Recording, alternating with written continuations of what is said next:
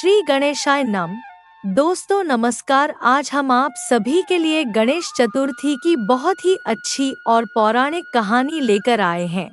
दोस्तों, संकष्टी गणेश चतुर्थी व्रत करने से घर परिवार में आ रही विपदा दूर होती है। कई दिनों से रुके मांगलिक कार्य संपन्न होते हैं तथा भगवान श्री गणेश असीम सुखों की प्राप्ति कराते हैं। माह की किसी भी चतुर्थी के दिन भगवान श्री गणेश की पूजा के दौरान संकष्टी गणेश चतुर्थी व्रत की कथा पढ़ना अथवा सुनना जरूरी होता है। इससे संबंधित 4 कथाएं प्रचलित हैं। श्री गणेश की 4 कथाएं। आइए, पहली कथा। पौराणिक एवं प्रचलित श्री गणेश कथा के अनुसार एक बार देवता कई विपदाओं में घिरे थे, तब वह मदद मांगने भगवान शिव के पास आए। उस समय शिव के साथ कार्तिकेय तथा गणेश जी भी बैठे थे। देवताओं की बात सुनकर शिव जी ने कार्तिकेय व गणेश जी से पूछा कि तुम में से कौन देवताओं के कष्टों का निवारण कर सकता है। तब कार्तिकेय व गणेश जी दोनों ने ही स्वयं को इस कार्य के लिए सक्षम बताया। इस पर भगवान शिव ने दोनों की परीक्षा लेते हुए कहा कि तुम दोनों में से जो सबसे पहले पृथ्वी की परिक्रमा करके आएगा वही देवताओं की मदद करने जाएगा। भगवान शिव के मुख से यह वचन सुनते ही कार्तिकेय अपने वाहन मोर पर बैठकर पृथ्वी की परिक्रमा के लिए निकल गए।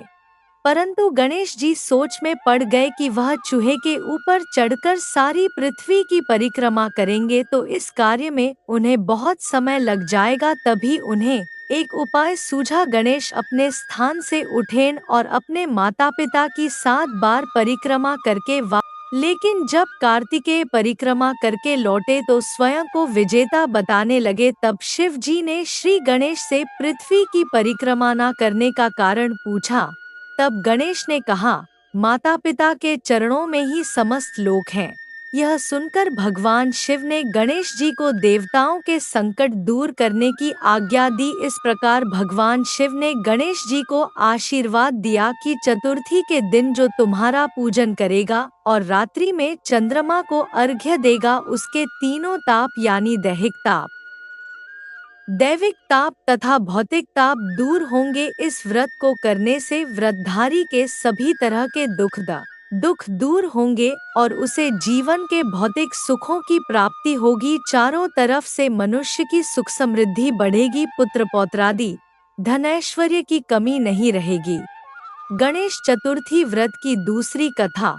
एक समय की बात है, राजा हरिश्चंद्र के राज्य में एक कुम्हार था। वह मिट्टी के बर्तन बनाता, लेकिन वे कच्चे रह जाते थे। एक पुजारी की सलाह पर उसने इस समस्या को दूर करने के लिए एक छोटे बालक को मिट्टी के बर्तनों के साथ आवा में डाल दिया।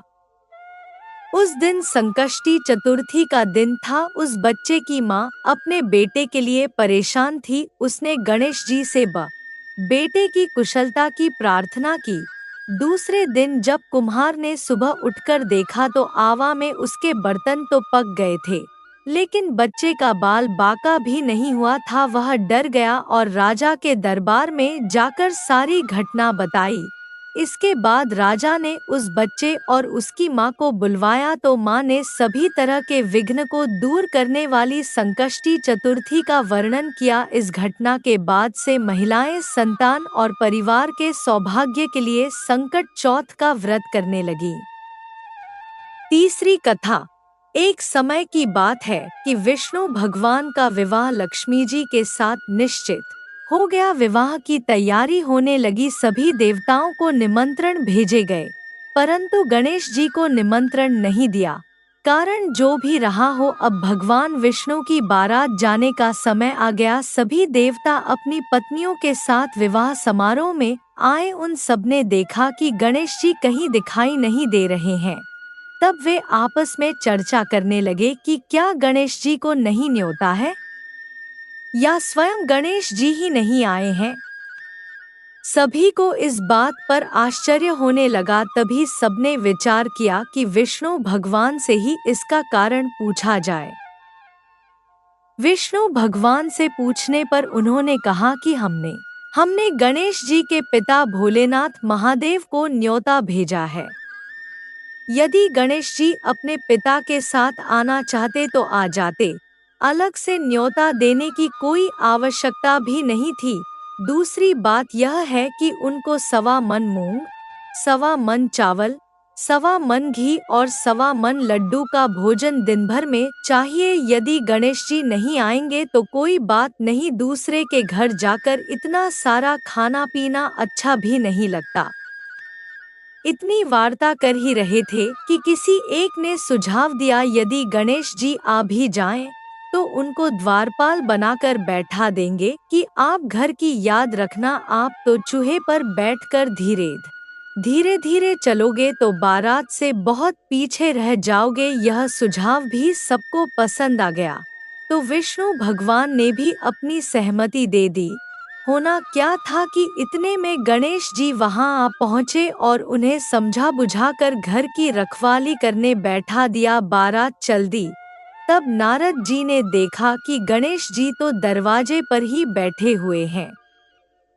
तो वे गणेश जी के पास गए और रुकने का कारण पूछा। गणेश जी कहने लगे कि विष्णु भगवान ने मेरा बहुत अपमान किया है। नारद जी ने कहा कि आप अपनी मूषक सेना को आगे भेज दें, तो वह रास्ता खोद देगी जिससे उनके वाहन धरती में धंस जाएंगे।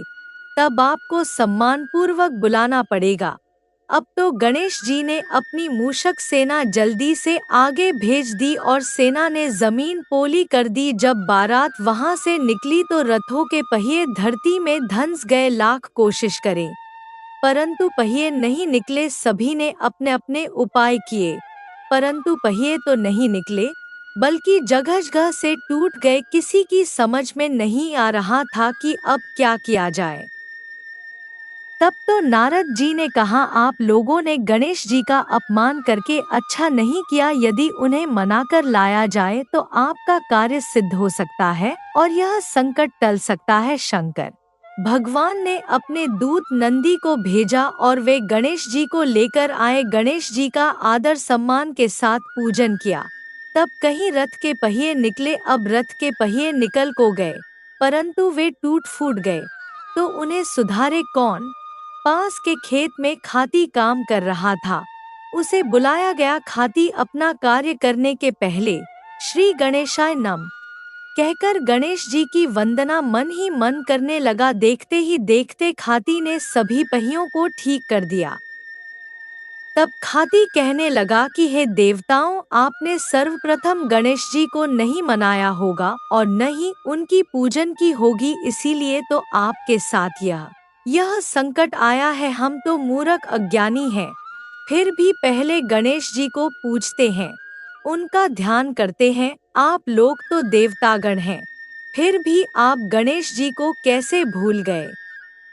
अब आप लोग भगवान श्री गणेश जी की जय बोलकर जाएं, तो आपके सब काम बन जाएंगे और कोई संकट भी नहीं आएगा। ऐसा कहते हुए बारात वहां से चल दी और विष्णु भगवान का लक्ष्मी जी के साथ विवाह संपन्न करा के सभी सकुशल घर लौट आए।